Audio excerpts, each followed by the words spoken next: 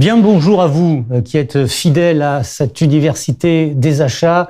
Nouvel atelier aujourd'hui pour évoquer l'empreinte carbone et la RSE et s'interroger sur la façon de passer du slogan à la réalité. Voilà le thème qui nous réunit. J'ai beaucoup de monde autour de moi, peut-être plus que d'habitude, mais c'est la qualité qui est assise sur ce plateau. Il y a d'abord Mélanie Lehoux qui est la présidente d'EasyBuy. EasyBuy, c'est une solution qui aide des entreprises à mieux gérer leurs dépenses et leurs achats. On est dans le source to pay, c'est ça qu'on dit dans le jargon? Exactement. Combien de clients? On a 125 clients de toute taille, beaucoup de TI et une solution qui est en plein développement et en pleine expansion. Essentiellement des clients du BTP? Alors nous, on a démarré dans le BTP il y a quelques années et aujourd'hui, on travaille tout secteur d'activité avec des industriels, avec des sociétés de services, de retail, tout secteur. On a aussi avec nous Nathalie Paillon, qui est la directrice des études et des opérations de l'Observatoire des achats responsables, qui est une organisation qui a été créée quand il y a une quinzaine 2010. 2010. Vous aviez à cette époque-là 12 ans. Mais là, pas tout à fait. Et déjà l'envie d'animer cet observatoire qui a quelle vocation? Sa vocation première, c'est vraiment de promouvoir les achats responsables, de porter ce message de la nécessité pour toutes sortes d'organisations de déployer des démarches d'achat responsables. Notre deuxième mission, c'est mesurer la progression de ces démarches et en fonction de cette progression, de trouver les sujets qu'il faut faire avancer par des méthodologies, par des publications. Et donc, c'est notre troisième mission. Travailler. Publier, travailler. Une centaine d'adhérents, hein, c'est ça? Exactement, oui, absolument. On a également ici, juste à côté de Mélanie, l'inénarrable Jean-Nicolas Lins, qui est le très respecté directeur des achats de Mathieu Barre, dont chacun sait autour de cette table qu'il s'agit d'une des ETI les plus respectées dans l'univers des bâtiments français, qui a fêté ses combien cette année, ou il y a quelques années? 162, là. 162 ans. Constructeur, promoteur en France, au Luxembourg, en Amérique du Nord. Et c'est déjà pas mal pour présenter de Mathieu Barre, non? Oh, c'est une belle entreprise. Et très bien piquée. Et si vous pensez que j'allais oublier Alexandre Bordery, vous vous trompez, parce qu'Alexandre est bien là. Il est le responsable marketing d'EasyBuy. On aura besoin de lui pour évoquer cette question. Je vous rappelle la thématique, RSE et empreinte carbone, du slogan à la réalité. On a l'impression quand même, pardonnez-moi, je ne veux pas casser l'ambiance, mais d'avoir tout dit sur ce sujet. Alors, qu'est-ce qui... Eh bien, on en parle beaucoup, effectivement, mais on en fait peu, il me semble. La RSE, c'est notre sujet de tous les jours en tant que citoyen. On est tous concernés par l'environnement, par l'écologie, par le responsable, le sociétal. Et en fait, en tant que citoyen, on applique peu de choses dans nos vies professionnelles, dans nos entreprises. Et c'est là où il y a un enjeu, et en particulier sur les achats, c'est 60% du chiffre d'affaires des entreprises, les achats en moyenne. Quelquefois plus, hein, ouais. Quelquefois plus, bien entendu.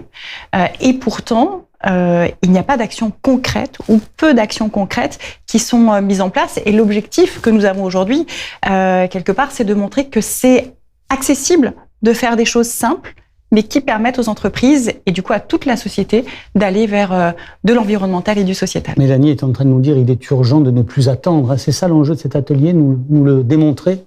Oui, alors effectivement, la réglementation pousse, les collaborateurs poussent, les nouvelles générations poussent, mais finalement, moi je crois que ce qui nous réunit aussi autour de cet atelier, c'est nos convictions. Des convictions assez profondes sur le fait de l'impact positif des entreprises et que nos externalités doivent être justement positives et remettre l'humain et son environnement au cœur de tout, au cœur du projet de nos entreprises. Et c'est un peu, je pense, ce qu'on porte tous et particulièrement aujourd'hui. Avec un enthousiasme débridé. Il suffit de vous regarder pour ça. On passe tout de suite aux chiffres du jour.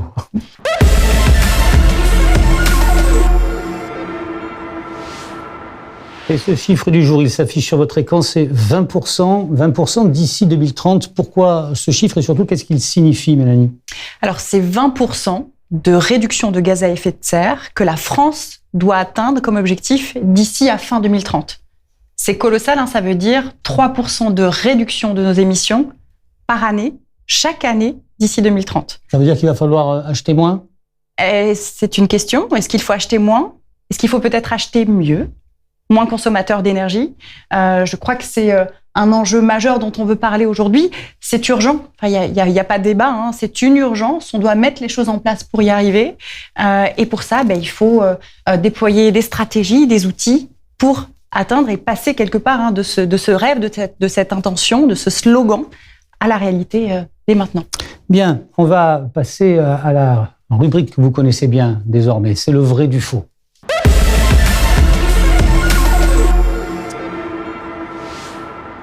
Il y a autour de la RSE, autour de l'empreinte carbone, pas mal d'a priori, pas mal d'idées reçues. Sont-elles vraies, sont-elles fausses? On en a sélectionné 3 et on va les passer au tamis de la conviction et de l'expertise de nos invités. Première affirmation, la RSE, tout le monde en parle sans savoir ce que c'est vraiment.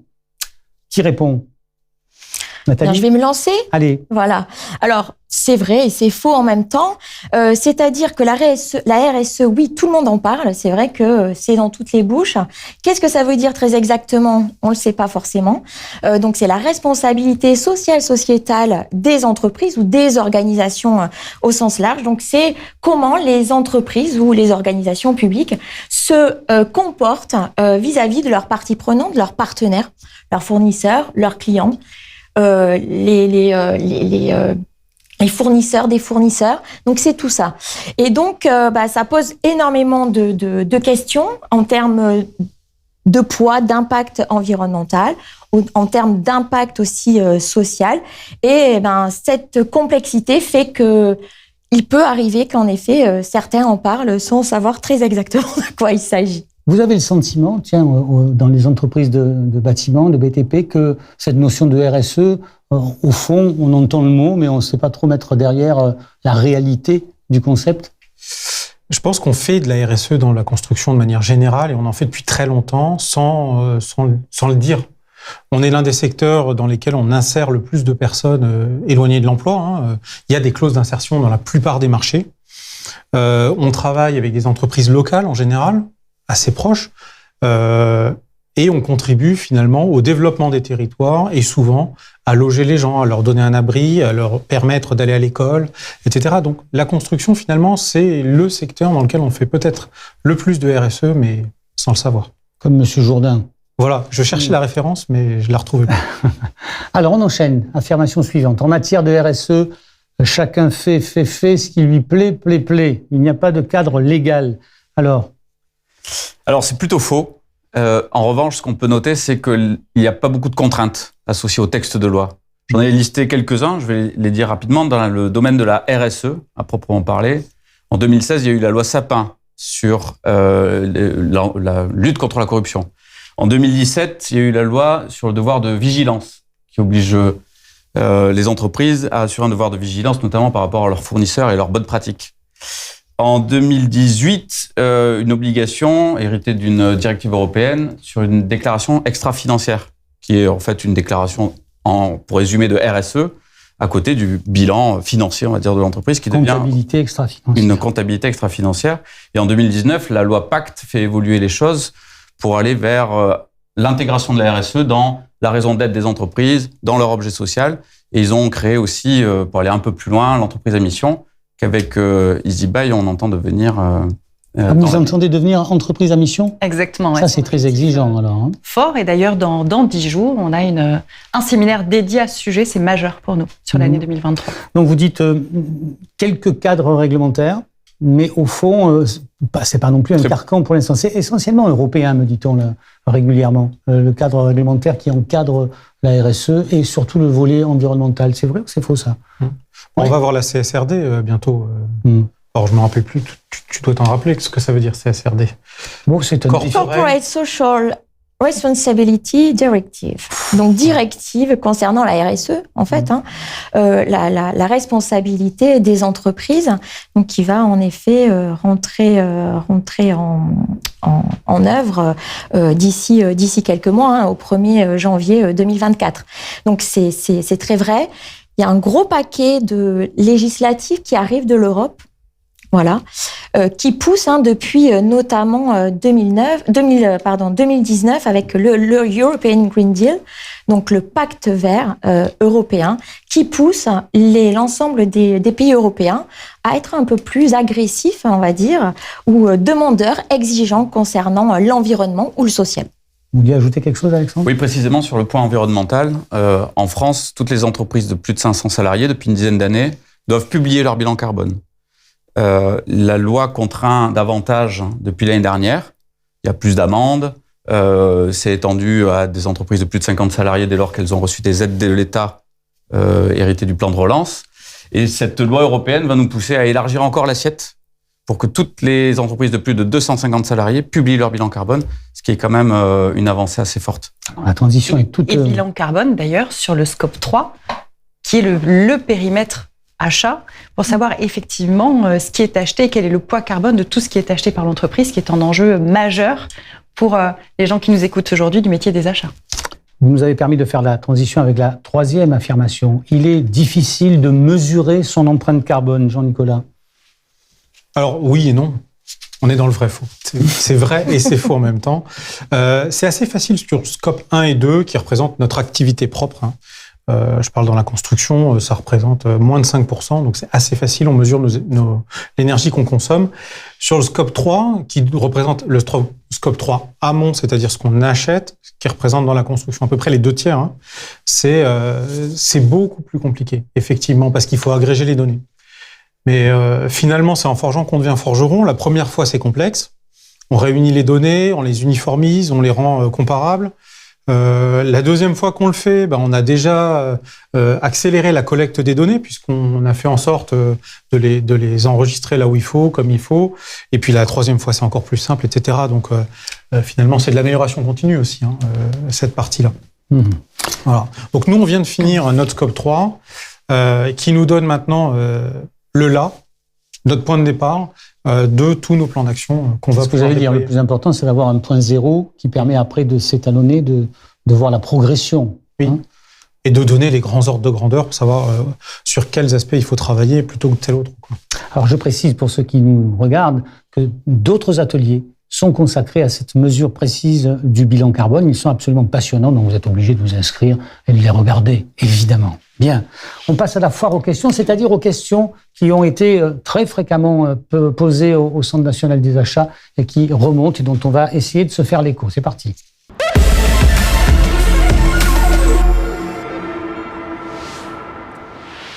Alors, la première de ces questions, c'est sur la méthode, au fond. C'est quelles sont les étapes clés pour mettre en place une stratégie RSE dans les achats?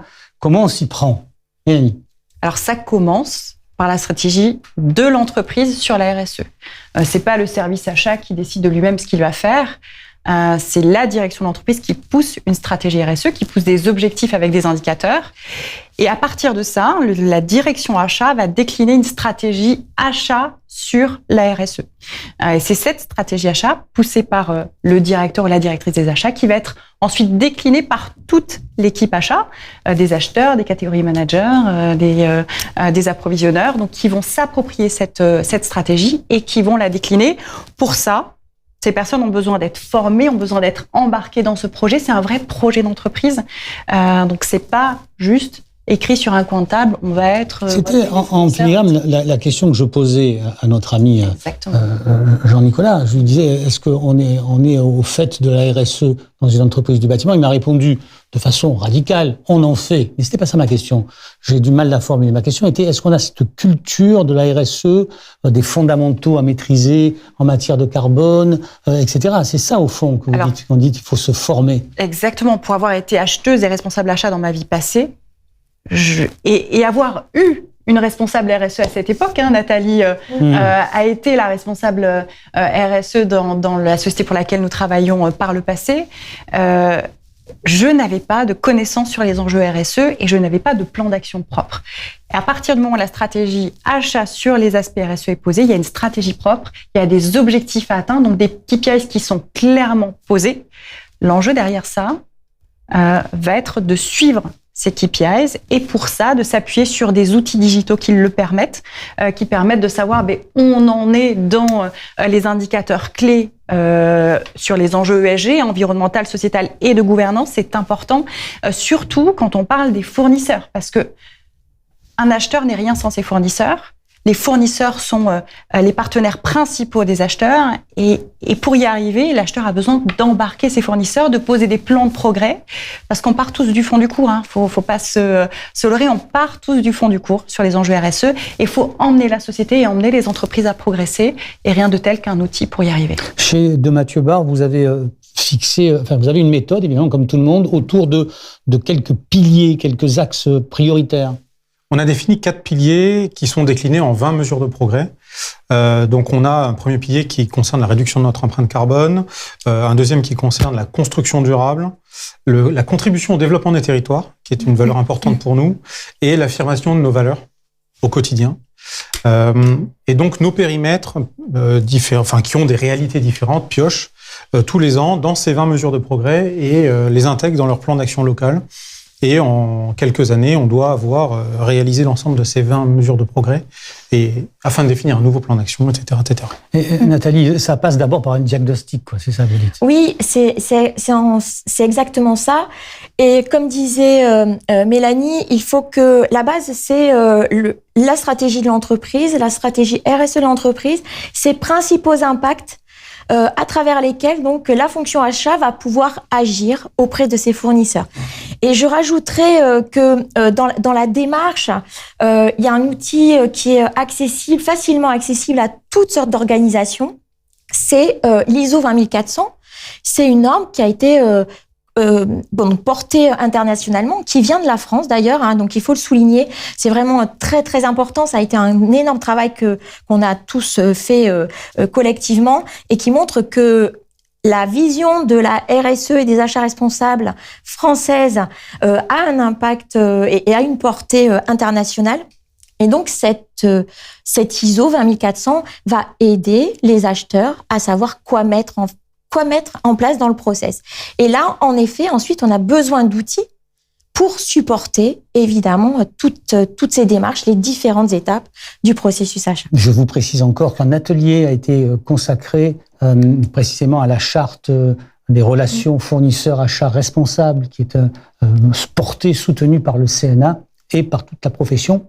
Et cet atelier est passionnant, il peut vous donner des idées, il peut vous donner une méthode, il peut vous permettre de progresser aussi. Question suivante. Quels sont les écueils et les freins à la mise en œuvre d'une stratégie RSE?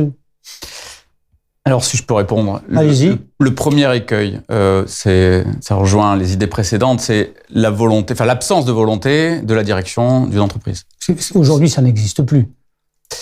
C'est-à-dire qu'il peut y avoir une contradiction entre les impératifs de business, de vente, de marge, et les impératifs de faire progresser durablement les principes de la RSE. Il peut y avoir de la contradiction, il ne faut pas se le cacher. Qu'est-ce qui l'emporte aujourd'hui? Voilà, l'écueil peut être d'arbitrer toujours en défaveur, je dirais, de la RSE et pour privilégier du business. Or, on pense que, et je pense qu'on est tous convaincus que c'est pas incompatible, au contraire, et que le marché pousse, la loi pousse pour que les deux objectifs finalement aillent convergent, exactement. Autre écueil, c'est les moyens. Donc, une fois qu'il y a la volonté, il faut les moyens, à la fois pour former les collaborateurs dans l'entreprise, à la fois pour les outiller, mesurer, suivre, piloter. Tout ça, nécessite des moyens, des logiciels comme le nôtre, mais d'autres outils également. On y reviendra peut-être tout à l'heure si on a du temps. Et puis, dans notre domaine des achats, ce qui compte et ce qui est le levier principal, qui concerne le scope 3, c'est d'embarquer les fournisseurs. Quand on gère plusieurs milliers de fournisseurs pour une entreprise, ça veut dire qu'il y a plusieurs milliers de personnes à convaincre, voire plusieurs dizaines de milliers de personnes à convaincre pour converger dans des objectifs bas carbone ou de politique RSE. Jean-Nicolas. Alors moi, je souscris, effectivement, il faut des indicateurs, il faut piloter des plans d'action, il faut les mener, il faut de la constance dans l'effort, parce que ça se décrète pas du jour au lendemain. On est sur des transformations très profondes des entreprises. Effectivement, pendant des années, on se posait uniquement la question de la marge. Maintenant, toutes les externalités entrent en compte, et ça, il faut le piloter, et c'est vraiment important. Le bon sens ne suffit pas. Le bon sens, la perception ne suffit pas. Moi, l'un des écueils que je dirais aussi, c'est que là, on est très focus tous sur le côté environnemental. À raison, À raison, on doit s'en occuper de manière très, très engagée. Moins sur l'aspect social, c'est ça que vous avez dit? Ouais, j'ai envie de dire, ne l'oublions pas. N'oublions pas de remettre aussi l'humain au cœur de nos... Parce que finalement, si on veut sauver la planète, c'est pour sauver notre habitat. Et donc, remettre le social, parler des gens qui sont en situation de handicap, les intégrer dans nos métiers. On en parlait dernièrement, l'égalité homme-femme, les seniors, etc. Tout ça, c'est des éléments qu'il faut vraiment qu'on prenne en compte et sur lesquels il faut qu'on se mobilise On le fait déjà tous beaucoup, mais encore plus. Nathalie, est-ce qu'au fond, l'enjeu principal, c'est c'est pas de se lancer dans la démarche? C'est ce que je crois profondément. C'est vrai que toutes les organisations ont des difficultés opérationnelles, mais en fait, il y a aussi une peur de pas y arriver, que ce soit trop difficile. On voit le sommet de l'Everest alors que il y a tout le chemin. Et le voyage, c'est bien le chemin. Donc vraiment, c'est vrai, vous avez totalement raison, Gaby. Il faut se lancer. Voilà. Et c'est vraiment essentiel. Faites le premier pas et vous allez voir comme après tout s'enchaîne. Le pire serait de ne rien faire. C'est le risque majeur aujourd'hui, rester dans notre situation actuelle, et là, ça serait dramatique. On enchaîne avec une question suivante. Alors là, on va aborder quelque chose qui va forcément intéresser nos amis des eBay. Est-ce que les outils digitaux sont une réponse pour relever le défi de la stratégie RSE? On est bien d'accord, hein? Alors, qui répond? Mélanie. Ce n'est pas la réponse. La réponse, c'est la stratégie que l'entreprise met en place pour atteindre ses objectifs. L'outil, ça reste, comme son nom l'indique, un outil qui va permettre de piloter, du coup, l'atteinte des objectifs qui sont fixés par la stratégie. Donc, ces outils, ils ont divers enjeux. Ils peuvent permettre de fixer des KPIs, de suivre, du coup, ces KPIs, ces indicateurs pour piloter le déploiement du projet. Encore une fois, je le disais tout à l'heure, on part tous du point zéro. Alors, des entreprises ont déjà fait des efforts, mais globalement, on est au début de l'effort. Il faut faire un effort majeur aujourd'hui. Je vous rappelle qu'on doit atteindre ces 20% de réduction de gaz à effet de serre d'ici 6 ans et demi, qu'on doit mettre en place énormément de progrès sur l'aspect sociétal. Ça ne se fait pas du jour au lendemain. Donc vous dites que les outils sont à leur place, c'est-à-dire ils servent, ils vont peut-être faciliter, mais ils ne font pas tout. Alors, mais par contre, ce qui est important, c'est que comme on part de loin, il faut avoir quelque chose qui nous permet de mesurer objectivement les progrès qui sont effectués d'année en année. Et c'est ça qui compte finalement le plus, c'est de mettre toute la société, toutes les entreprises, les sociétés dans le chemin qui va nous permettre d'atteindre. C'est ce que nous disait Nathalie tout à l'heure, avoir un point zéro qui nous sert de référence et puis après dire voilà ce qu'on a fait par rapport à ce point zéro. Et donc on avance. Bien, question suivante. Concrètement, quelles sont les fonctionnalités de ces outils digitaux? Il y en a beaucoup, on va essayer d'aller à l'essentiel. Alexandre? Oui, je peux en citer quelques-unes, réparties par paquet. Le premier et le plus important, c'est de récupérer la data donc de providers de score, comme par exemple Provigi ou Viaco, qui jugent ou qui évaluent la performance des fournisseurs en matière de RSE. Donc nous, on a dans notre suite logicielle, on récupère directement, automatiquement, toutes les notations de performance et les évaluations de performance de l'ensemble des fournisseurs. Comme ça, on présente à l'acheteur, finalement, des tableaux de bord qui classent très correctement les fournisseurs entre eux, les évaluent pour choisir les bons et leur acheter. Pardonnez-moi la question, mais selon des référentiels comparables, identiques. Alors, des référentiels comparables, il y a ceux qui sont fixés par les normes, par exemple les normes de conformité ou du respect du devoir de vigilance. Donc là, c'est 1-0, quelque part, on les trie assez facilement. Et puis après, chaque outil d'évaluation produit un score, donc une note sur 100. Et donc très visuellement, nous, on présente le panel des fournisseurs en fonction de leur famille d'achat pour pouvoir choisir le bon au bon moment selon la bonne... Donc ça, c'est le premier paquet, comme vous avez dit. Voilà, le premier paquet. Autre élément, autre donnée? Le deuxième, c'est tout ce qui va permettre aux acheteurs et à leurs collaborateurs dans l'entreprise d'évaluer leurs fournisseurs. Donc dans leurs relations fournisseurs, puis quand ils reçoivent les marchandises, en fonction de la qualité, de la performance, du respect des délais ou des critères propres à chaque entreprise, ils vont pouvoir évaluer donc par voie de questionnaire, et ça produit des tableaux de bord qui permettent de comparer les fournisseurs entre eux, choisir les meilleurs et de les embarquer. Et c'est peut-être le troisième paquet de fonctionnalités. Pardonnez-moi, sur cet aspect-là, l'acheteur donc a un rôle actif, c'est-à-dire le premier aspect, il recevait l'information, il dit tiens, celui-là il vaut ça, il vaut ça, il vaut ça. Là, il remplit des cases quand même et il apporte son appréciation. On est bien d'accord. Exactement. Ok. Troisième. Le troisième, ça va être ce qu'on appelle les plans de progrès. Mélanie, vous en parliez tout à l'heure. Le but, c'est de lister des actions pour engager les fournisseurs et l'ensemble des collaborateurs qui traitent avec eux dans des manières de faire meilleures pour faire progresser sur différents objectifs, comme sur la RSE. En quoi c'est une fonctionnalité de l'outil digital, ça, je comprends pas? Bien parce que, encore une fois, quand on gère des milliers de fournisseurs il faut pouvoir noter toutes ces actions, les distribuer en termes de pilotage à l'ensemble des collaborateurs d'une boîte.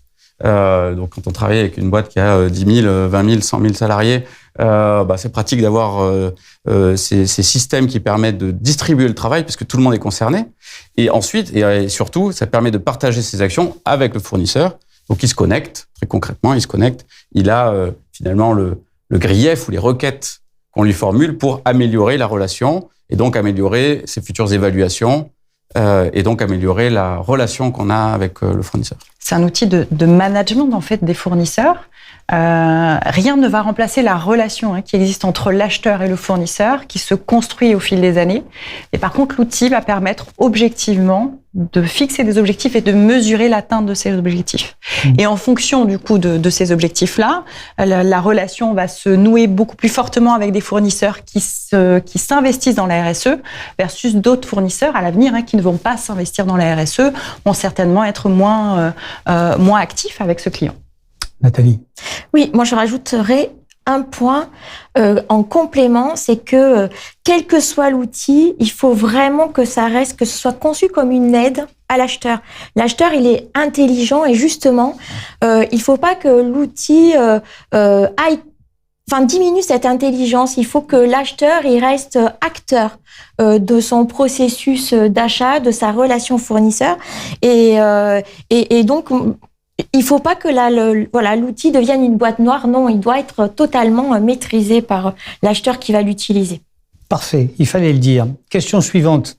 Elle est importante, celle-là. Est-ce que ces outils digitaux sont livrés clé en main ou bien est-ce qu'ils sont construits avec le client en fonction des besoins du client? On est dans le prêt-à-porter ou le sur-mesure alors? Alors, on n'est plus dans le vrai ou faux, mais il va y avoir un oui et un non. Ah. C'est une solution qui est quasiment plug and play. Elle est prête à être déployée chez nos clients avec quelques semaines de déploiement. C'est très rapide. C'est une solution qui est en mode SaaS multitenant. Multitenant, ça veut dire ça que c'est une base fournisseur qui est partagée. Ça veut dire qu'on partage les informations qui sont de qualité et qui sont ouvertes à l'ensemble de nos clients.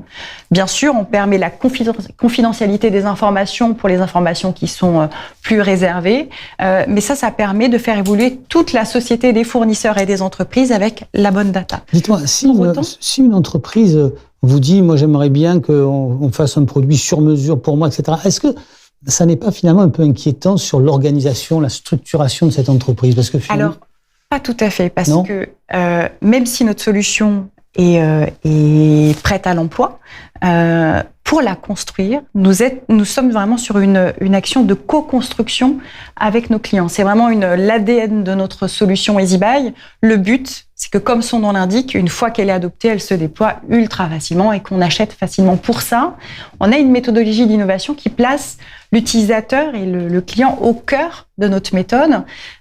Et j'en profite du coup pour vous dire qu'actuellement, nous sommes en pleine campagne de co-construction de notre module SRM 2.0, qui est le module qui va permettre d'emmener l'ensemble de la chaîne fournisseur dans ses actions RSE. Donc, si vous avez envie de partager votre savoir-faire, votre expérience avec nous sur ces éléments RSE, n'hésitez pas à nous contacter. On vous présentera notre projet, on enrichira notre solution avec vos idées. Bien. La question suivante. Une empreinte carbone est-elle fiable à 100%? Jean-Nicolas, vous avez testé ça? Oui. En fait, c'est pas l'objectif qu'elle soit fiable à 100%. Évidemment, elle l'est pas. Ça, on va clore le débat. Elle l'est pas, mais elle donne un point de départ. Et ensuite, toutes les méthodologies, la manière dont on construit les éléments font que chaque entreprise ressort avec sa propre empreinte carbone, qui va lui donner un point de départ pour piloter son plan d'action. Je suis à peu près certain que les différentes méthodes qui sont aujourd'hui utilisées vont, au fur et à mesure du temps, converger et donner un thermomètre, comme le degré Celsius aujourd'hui, qui permettra de comparer les entreprises entre elles. Mais pour l'instant, c'est pas l'objectif.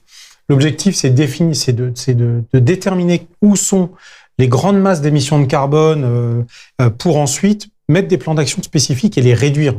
On est vraiment dans les gros cailloux, quoi. On n'est pas encore. Pour l'instant, l'ordre de grandeur vous suffit.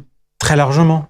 Du moment qu'il permet de débarrer, de se lancer, comme dit Nathalie. Exactement, tout à fait. Une question qui est très importante aussi et qui revient régulièrement parce que certains pourraient se sentir exclus. Est-ce que ces solutions source to pay sont réservées aux grands groupes ou alors est-ce que des plus petits ont accès à ces solutions-là? Qui répond? Nathalie, Mélanie? Mélanie? Allez, j'y vais. Bien sûr que non. Le tissu des entreprises françaises est fait de grands groupes qui ont bien sûr leur rôle majeur à jouer sur le sujet. Notre solution va pouvoir les accompagner au quotidien dans ces enjeux-là. Par contre, le tissu est fait de nombreuses ETI, de nombreuses PME, TPE, qui ont elles aussi besoin d'emmener les fournisseurs dans cette trajectoire-là. C'est la force de la solution EasyBuy. Elle se déploie très facilement. Elle est très simple d'adoption. On est sur un Net Promoter Score de 80 sur 100. Ça montre à quel point la solution est facile d'utilisation. Donc, elle est vraiment à vocation d'emmener toutes les entreprises, en particulier déjà aujourd'hui les ETI, qui ont des obligations légales, rapides, mais toutes les entreprises à aller dans cette trajectoire. Alors, je vais forcément me faire des ennemis, mais je suis journaliste et donc je suis grassement payé pour ça. Est-ce que, en tant que TPE ou PME, je peux pas me contenter d'un bon tableur pour faire ça, pour gérer tout ça? Excel permet tout. Ouais. Excel permet tout, mais Excel a ses limites. Exact. Excel a ses limites parce qu'il faut saisir la donnée. Après, là, elle peut être corrompue. Il peut y avoir plein de problèmes avec Excel. Oui, mais c'est quand même moins cher que les solutions comme celles qu'on nous propose là, non? C'est cher, Excel, hein. C'est trop cher déjà. Et puis moi, alors si je peux me permettre, alors j'ai pas d'action dans aucun des de fournisseurs de solutions. Là, on remarque quand même aujourd'hui que ces solutions n'apportent pas simplement que de la collecte de data, ni la belle présentation de données. Elles vont permettre quand même de commencer à initier des plans d'action. Et donc c'est pour ça que c'est important, quelle que soit sa taille, de trouver un outil professionnel qui va répondre vraiment aux enjeux de l'entreprise, qu'elle soit toute petite ou moyenne ou un peu plus grande. Et ça, c'est important. Et c'est pas forcément beaucoup plus cher que des solutions open source. Et puis surtout, la force aussi de certains outils, c'est de pouvoir faire parler plusieurs organisations. Et ça, c'est important. Aujourd'hui, on a besoin d'échanges. Les données d'un scope 3 de Mathieu Barthes, elles proviennent de ces fournisseurs qui peuvent être tout petits aussi. Et donc, ces fournisseurs, ils ont besoin d'être capables d'avoir des outils qui vont communiquer avec des outils de plus grandes entreprises. Donc, c'est un vrai sujet. Par contre, il faut accepter d'investir, quel que soit l'outil. Mais ce sont souvent des investissements qui sont indispensables à la productivité et donc à l'efficacité d'une entreprise. Alexandre? Oui, je voulais ajouter 2 remarques. La première, c'est que le tableur Excel, c'est aussi l'outil des grands groupes qui ont plein de personnes pour le construire, l'alimenter, le maintenir. Nous, notre promesse, c'est de mâcher le travail quelque part, de récupérer les bonnes données, de les restituer de la bonne manière pour justement accélérer le travail des petits qui n'ont pas le temps et qui n'ont pas l'ingénierie et qui n'ont pas l'ensemble du personnel pour avoir les bonnes réponses. La deuxième remarque, c'est qu'il y a une loi sur la dématérialisation des factures qui va obliger même les petits à dématérialiser leur chaîne de facturation. Qui dit facturation dit commande, dit achat. Et donc, on s'inscrit aussi dans cette logique d'accompagner le marché à dématérialiser via nos solutions, par exemple, et d'être au rendez-vous de cette loi qui concerne toutes les entreprises à partir de l'année prochaine. On m'avait prévenu qu'autour de cette table, il y avait quelqu'un qui était capable de vendre du sable à des Touaregs. J'ai trouvé qui c'était. Il est là. Bien, on a essayé de survoler le sujet, de le faire de la façon la plus dynamique et la plus sympathique possible. En tout cas, j'espère. On va essayer de se résumer. Et là, je vais être très vigilant sur le temps de parole de chacun de nos invités. C'est parti. Bref. Qui commence? Allez, Allez, je me lance. notre ami Jean-Nicolas. Je pense que en bref, le monde change très vite, le monde évolue très vite. Il sera de plus en plus tourné vers l'humain. On aura besoin de collecter de plus en plus de données pour piloter des plans d'action, pour savoir où on est, où on va, d'uniformiser nos méthodes, de travailler en filière pour y arriver, entre autres. Mais les outils digitaux vont être un levier extraordinaire pour nous permettre de réaliser tout cela, de changer finalement le monde dans lequel on vit et nos entreprises. Nathalie? Ben moi, je crois au collectif. Vraiment, c'est quelque chose qui m'importe énormément. Et je crois que l'acheteur, il a un rôle à jouer dans ce collectif. Il met en relation les fournisseurs, les parties prenantes internes. Et donc, il a un rôle énorme à jouer dans ces enjeux qui sont autour de nous. On a parlé de choses qui peuvent être potentiellement assez graves dans les années à venir. L'acheteur, il a un rôle incroyablement formidable pour agir. Donc, il faut des gens qui soient formés, qui aient des convictions et qui osent y aller parce que voilà, c'est mon deuxième mot-clé, c'est oser. Et donc, qui vont agir, qui vont porter toutes ces paroles auprès de leurs fournisseurs, mais auprès de leurs parties prenantes internes. Alexandre, 30 secondes. La loi pousse, les usages poussent également à faire évoluer les choses, mais je pense qu'on n'est pas du tout au bon rythme par rapport au changement climatique. Et que le changement climatique va largement impacter les achats dans les années à venir dans des proportions qu'on n'imagine pas encore. Certains seront interdits, d'autres seront surtaxés. Et donc, le métier de l'acheteur va être profondément bouleversé à l'avenir, 10 ans, 20 ans, et ça va être passionnant à vivre. Mélanie, mot de la fin. Pour conclure, Oui. je crois que nous sommes beaucoup autour de cette table, en tout cas être parents. La terre qu'on veut laisser à nos enfants demain, c'est une terre dans laquelle ils vont pouvoir s'épanouir, se développer, prendre beaucoup de plaisir dans la vie. Et effectivement, les acheteurs ont la chance de pouvoir être acteurs de ça dans leur vie personnelle, bien sûr, mais aussi dans leur vie professionnelle. C'est peut-être là-dessus que je regrette mon rôle d'acheteur, d'ancienne acheteuse, parce que c'est un rôle qui est génial. Et on compte sur vous, acheteurs, direction achat, pour transformer nos entreprises. Voilà qui est dit et plutôt bien dit, ma foi. Bien, j'espère que vous avez eu la possibilité de vous exprimer sur le chat, de recevoir des réponses qui vous ont éclairé. En tout cas, nous, on a passé un bon moment et je vous dis, comme le veut la formule consacrée, que la journée vous soit douce.